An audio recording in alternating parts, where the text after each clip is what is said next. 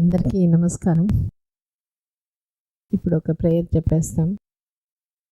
చేరుండే తల్లిదండ్రులందరూ మంచి బిడ్డ అంటే దీర్ఘాయుష్తో, మంచి ఆరోగ్యం, మంచి గుణాలు, మంచి తెలివితేటలతో తల్లిదండ్రుల మాటలు బాగా విని వాళ్ళకి సపోర్ట్గా లైఫ్ లాంగ్ నిలబడి మంచి మారల్ వాల్యూస్తో ఫ్యామిలీకి, సొసైటీకి మంచి గిఫ్ట్గా ఉండే మంచి బిడ్డని తీసుకుంటారు. ఆ ఇష్టం బాగా ఇష్టంతో చెప్పుకొని ఆ బేబీలో బాగా దిగిపోవాలన్నమాట. సో అట్లా ఉన్నప్పుడు మనం ప్రెగ్నెన్సీ హ్యాపీగా ఈజీగా ఉంటుంది. అట్లనే డెలివరీ కూడా easy and safe normal delivery అవుతుంది. ఈ విషయం అర్థం చేసుకొని అందరూ కూడా మంచి బిడ్డల్ని తీసుకుంటారని మనస్ఫూర్తిగా ప్రార్థిస్తున్నాను. ఇప్పుడు మనం ఇక్కడ డెలివరీ అయిన వాళ్ళు కొంతమంది వాళ్ళ ఎక్స్పీరియన్స్ షేర్ చేస్తారు. అందరికీ నమస్కారం. నా పేరు అలేఖ్య. నేనుండేది నెల్లూరు కొండాయిపాలెం. నా ఫస్ట్ డెలివరీ కూడా మేడంతోనే అయింది 5 years బ్యాక్. కరోనా టైంలో నన్ను ఎవరు తీసుకోలేదు. మా హాస్పిటల్కి రావద్దు, మేము చూడము అన్నారు. మేడం ఎలాగో రండమ్మా మనం చూసుకుందాం అని చెప్పారు. 9th monthలో వచ్చాను. బేబీ అంతా బాగానే ఉంది. నార్మల్ చేశారు అప్పుడు కూడా నాకు. అప్పుడు ఏంటంటే బేబీ లూప్ వేసుకోనింది, అయినా కూడా నాకు నార్మల్ డెలివరీ చేశారు. అండ్ ఇప్పుడు 5 years తర్వాత నాకు మళ్ళీ కన్సీవ్ అయితే 21st డెలివరీ అయ్యాను జాన్లో.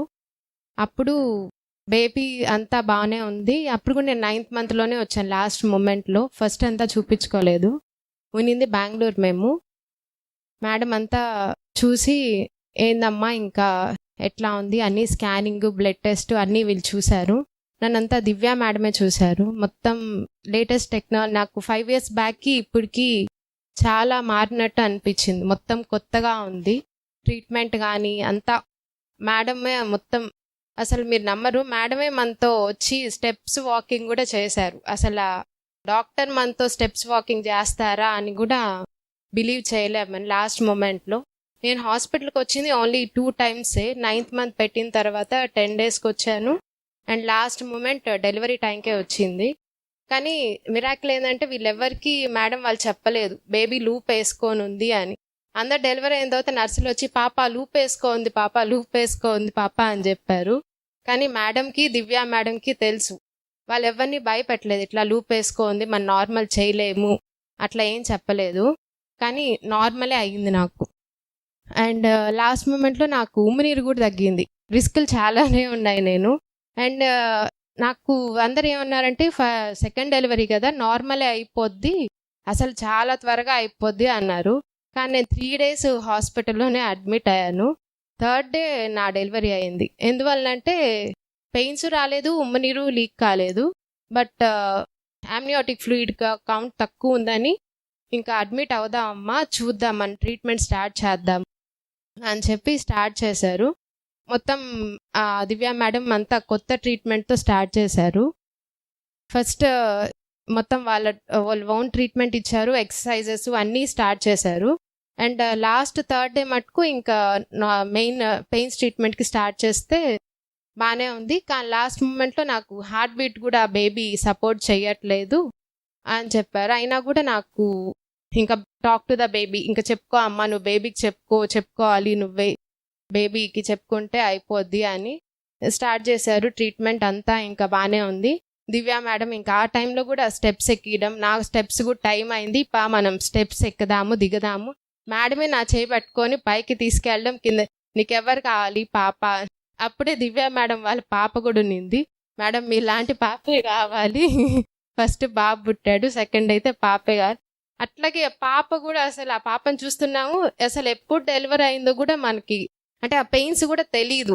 అండ్ స్టాఫ్ అయితే అసలు నమ్మం మనం, అంతమంది స్టాఫ్ నా చుట్టూ, మినిమం ఒక 12 members దాకా. నర్సెస్ అయితే ఏమి వీళ్ళెవరు లంచ్ కూడా వెళ్ళలేదు. ఎందుకంటే పెయిన్స్ వస్తున్నాయి, బేబీ ఇంకా బయటకు రావట్లేదు, ఎప్పుడు డెలివరీ అవుద్దో తెలీదు.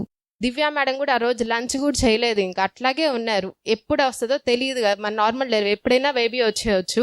అట్లాగే ఉన్నారు నాతో పాటు అందరు, ప్రతి ఒక్క స్టాఫ్, మేడం మీరు వెళ్ళండి మేడం వెళ్ళండి మేడం అంటే ఒక్కరు కూడా ఫుడ్కి వెళ్ళకుండా అట్లాగే ఒక్కరి తర్వాత ఒకరు. సరే ఇంకా లాస్ట్ నాతో మటుకు ముందు రోజు అడిగారు, నీతో ఎవరు కావాలమ్మా ఒక స్టాఫ్ ఉండేటట్టు నీకు నార్మల్ అవ్వడానికి అని. శాంత మేడం ఉంటే చాలు, ఫస్ట్ నుంచి నాకు ఆ మేడం ఉంటే చాలు అనుకున్నాము.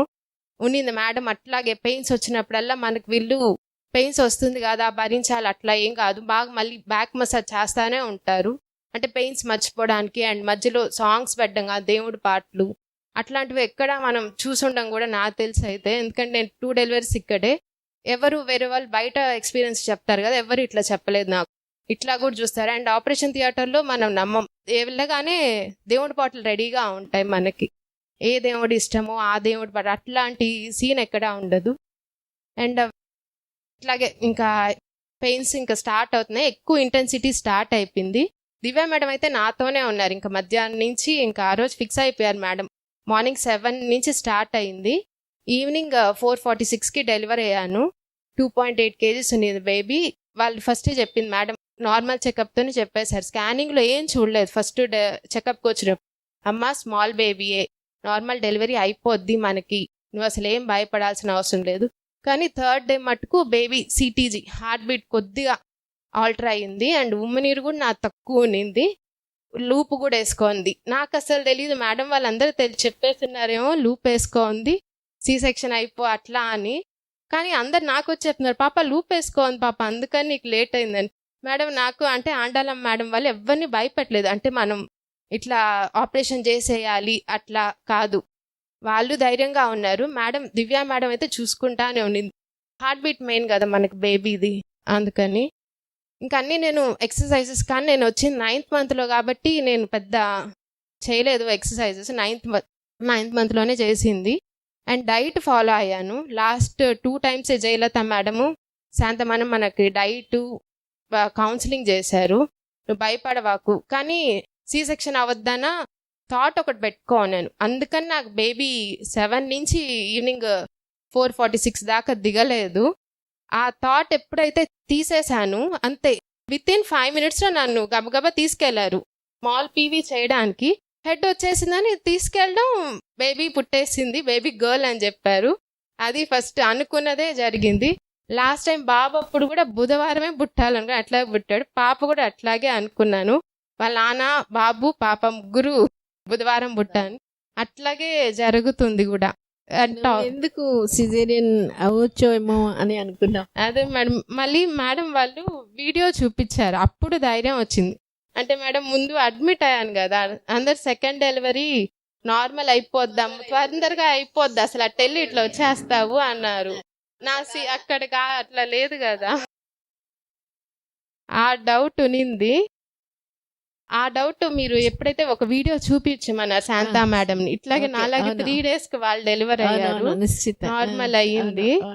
అట్లాగే నేను ఆ వీడియో చూసిన తర్వాత లేదు అవ్వద్ది నార్మల్, పెయిన్స్ రాకపోయినా ఉమ్మనీరు పోకపోయినా ట్రై చేస్తే అవ్వద్ది అని అది ఫిక్స్ అయ్యాను.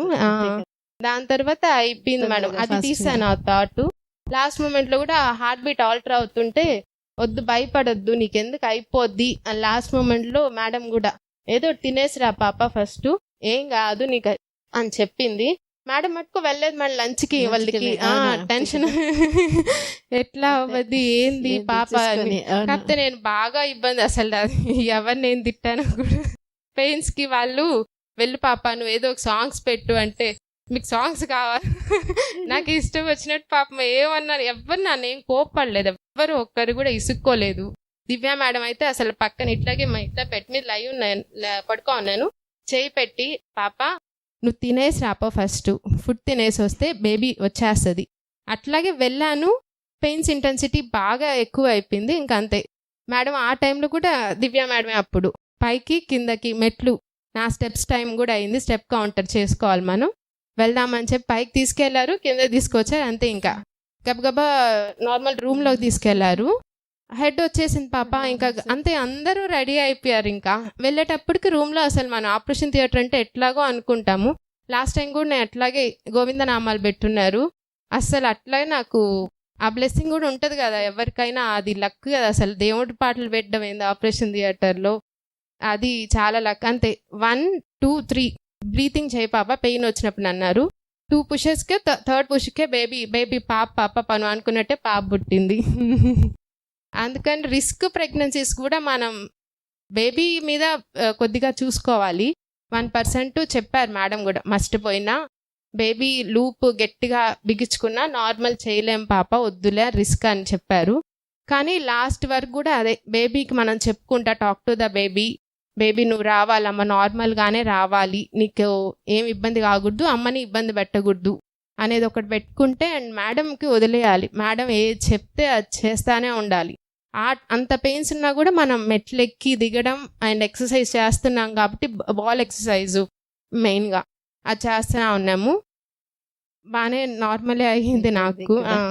పేగేసుకున్నా కూడా అవ్వద్దా అని ఎంతమంది అడిగారు, ఇప్పుడు దాకా చూడలేదు మేము పేగేసుకొని నార్మల్ అవ్వద్దా అని, కానీ అట్లాగే అయింది. మిరాకిల్ నాకు అదొకటే నాకు వీళ్ళ దగ్గర నచ్చింది. ఏంటంటే ఎవరికి చెప్పలేదు స్టాఫ్ కూడా, పాప వీనికి పేగేసుకోంది మనం చేయలేము రిస్క్ అని. వాళ్ళు వచ్చి నాకు చెప్తున్నారు, పాప నీకు పేగేసుకోంది పాప అందుకని. నాకు తెలుసు కదా మేడం, అట్లా భయపెట్టలేదు వీళ్ళే ట్రై చేశారు. దివ్య మేడం అసలు వచ్చిన తర్వాత పోస్ట్ డెలివరీ ట్రీట్మెంట్ కూడా చాలా బాగుంది ఇప్పుడు. అసలు అంటే అప్పుడు కరోనాలో అప్పుడు నాకు అంత ఐడియా లేదు. ప్రతిదీ ఇప్పుడు పోస్ట్ డెలివరీ తల్లికి కూడా మనకి స్టిచెస్ నార్మల్ వెజనల్ టేర్ పడుతుంది, దానికి ట్రీట్మెంట్ కూడా చాలా బాగుంది ఇప్పుడు. మొత్తం బాగుంది. నన్ను అడిగితే ఇంకెవరికైనా ఇదే రికమెండ్ చేస్తాను నేను నార్మల్గా. థ్యాంక్ యూ, చాలా థ్యాంక్స్. చాలా బాగా చెప్పావు, థ్యాంక్ యూ.